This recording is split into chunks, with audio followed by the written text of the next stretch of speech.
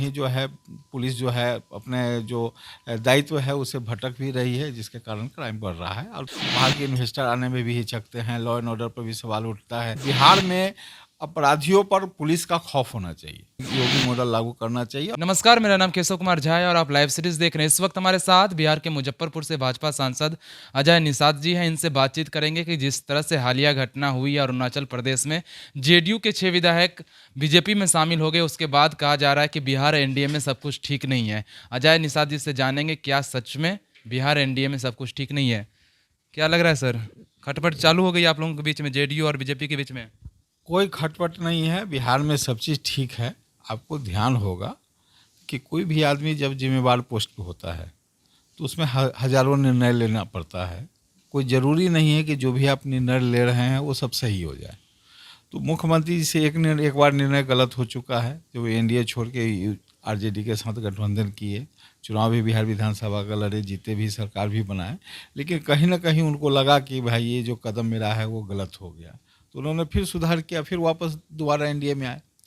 NDA का जो देखिएगा तो 93 से समता पार्टी जिस समय बनी थी उस समय से नीतीश जी बीजेपी के साथ उनका गठबंधन रहा और अभी चल रहा है 2020, तो 20 साल इधर और उधर, 27 साल में मात्र जो है 2.5 साल वो अलग रहे एनडीए से।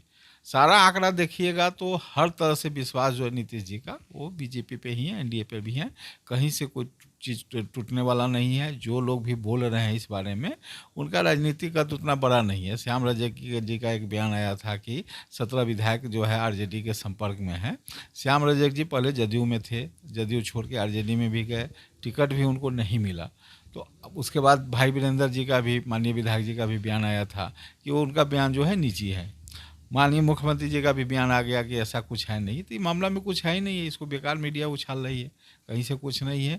एनडीए के जो चारों घटक दल हैं, हम पार्टी, वीआईपी, जदयू और बीजेपी मजबूती से साथ में है और कहीं भी कोई दिक्कत नहीं है। सारे लोग का विश्वास है माननीय मुख्यमंत्री जी के साथ में है, कहीं से कोई दिक्कत नहीं है।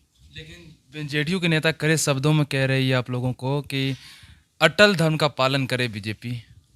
देखिए, थोड़ा सा जो घटना जो अरुणाचल प्रदेश में हुआ है, तो आप बराबर आप देखिएगा कि जदयू की तरफ से भी बराबर बयान आया है कि मेरा जो गठबंधन है सिर्फ बिहार भर के लिए है, बिहार के बाहर में स्वतंत्र हैं, हम कहीं भी चुनाव लड़ सकते हैं।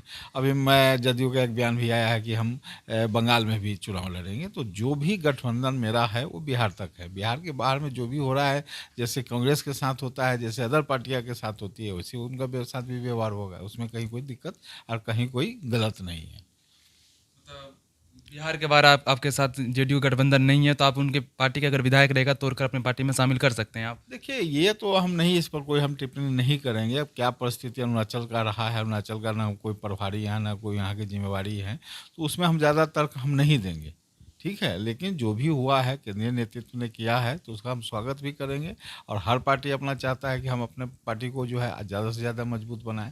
और विश्व की सबसे बड़ी हमारी पार्टी माननीय अमित शाह जी के नेतृत्व में बना है, तो कहीं ना कहीं जनाधार बढ़ाने के लिए जो भी जरूरी कदम है उसको हम उठाएंगे। आरसीपी सिंह जेडीयू के नए राष्ट्रीय अध्यक्ष बने हैं। आरसीपी सिंह कह रहे हैं कि मैं तो पहले ही अरुणाचल प्रदेश में समर्थन दे रहा था, मैं कह रहा था बीजेपी को कि आप मेरे विधायकों में से किसी को मंत्री बनाइए, लेकिन आप लोग पार्टी में तोड़कर शामिल करवा लिए।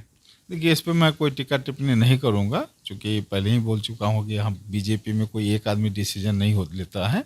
और बीजेपी में जो भी चीज़ होता है, चूँकि ये अकेली किसी परिवार की पार्टी नहीं है, बीजेपी में कोई आम आदमी भी कोई पोस्ट पे जा सकता है, ऐसा बीजेपी का इतिहास भी रहा है। तो इसमें मैं कोई टिप्पणी नहीं करूँगा। आप पिछले दिनों क्राइम पर सवाल उठाए थे, बिहार की क्राइम व्यवस्था जिस तरह से लगातार आपराधिक घटनाएं हो रही है।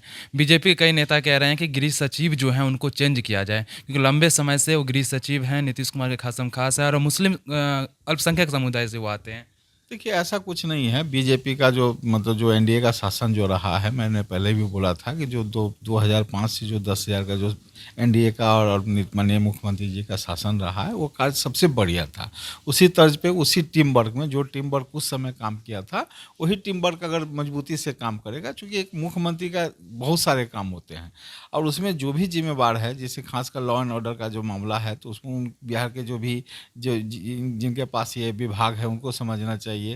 प्लस बिहार के डीजीपी जो हैं उनको समझना चाहिए कि बिहार के क्राइम जो है कंट्रोल कैसे हो, क्योंकि कहीं भी कोई क्राइम होता है तो पूरे मीडिया में आता है, तो उससे बिहार की छवि गिरती भी है।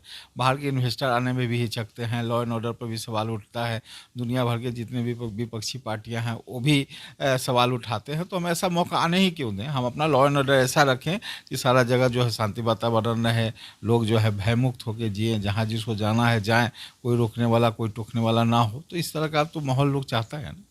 लेकिन वर्तमान में गृह विभाग में नीतीश कुमार के पास है, वो मंत्रालय संभाल रहे हैं, नीतीश कुमार लंबे समय से संभाल रहे हैं, वो किसी को नहीं दिए हैं। और गृह सचिव जो हैं वो भी साबिर जी हैं, जो कि मुस्लिम कम्युनिटी से आते हैं। बीजेपी के कई नेताओं का कहना है कि चेंज करके किसी हिंदू को बनाया जाए। क्या हिंदू को बना देने से चेंज हो जाएगा? जो नहीं नहीं, ऐसा नहीं है। देखिए, हम पहले ही बोल रहे हैं कि पूरा टीम वर्क के साथ काम करना होगा। एक अदना चौकीदार से लेके पूरे डीजीपी तक में जब तक एक बार संगठित होके एक पूरा अभी टीम वर्क नहीं है बिहार पुलिस में। बिहार पुलिस में उतना टीम वर्क नहीं दिख रहा है। अगर टीम वर्क रहता तो इतना क्राइम नहीं बढ़ता। कहीं ना कहीं जो है पुलिस जो है अपने जो दायित्व है उसे भटक भी रही है, जिसके कारण क्राइम बढ़ रहा है। और दूसरी बात है कि अपराधी का खौफ जो होना चाहिए, जिस तरह से पुलिस का जो खौफ जो अपराधियों पर होना चाहिए, वो कहीं से दूर नहीं दिख रहा है। दिन दहाड़े लोग बैंक लूट रहे हैं, भीड़ बाजार में लूट रहे हैं, तो कहीं ना कहीं पुलिस की छवि भी इससे खराब हो रही है। तो पुलिस को भी चाहिए कि अपना खौफ जो है अपराधियों पर रहे।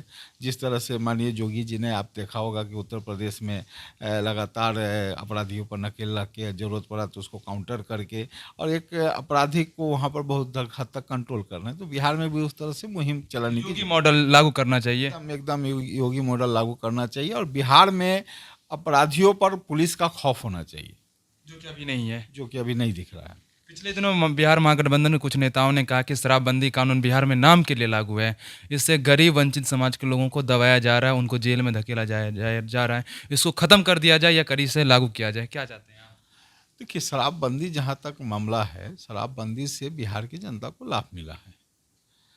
बहुत लोग सवाल उठा रहे हैं कि होम डिलीवरी हो रहा है, दारू महंगे दाम पे मिल रही है।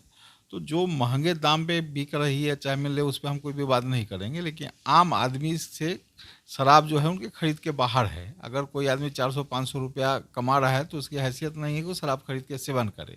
दूसरी बात है कि एक्सीडेंट बहुत कमा है, जो भी लीवर संबंधित बीमारियां हैं वो भी बहुत कमी है। जो दारू पी के चौक पे हंगामा करते थे, घर पे मारपीट करते थे, वो सारा चीज़ ख़त्म हो गया। कोई खौफ के मारे में, नीतीश जी के ये शराबबंदी के खौफ के कारण में कोई दंगा फसाद दारू पी के नहीं करता है। तो ये सभी तो उपलब्धि को देखा जाना चाहिए। साफ तौर से अजय निषाद जी का कहना है कि यूपी मॉडल के तहत ही बिहार में भी पुलिस को काम करना चाहिए। दिल्ली से केशव झा की रिपोर्ट, लाइव सीरीज मीडिया के लिए। कहीं ना कहीं जो है पुलिस जो है अपने जो दायित्व है उसे भटक भी रही है, जिसके कारण क्राइम बढ़ रहा है। और बाहर के इन्वेस्टर आने में भी हिचकते हैं, लॉ एंड ऑर्डर पर भी सवाल उठता है। बिहार में अपराधियों पर पुलिस का खौफ होना चाहिए, योगी मॉडल लागू करना चाहिए।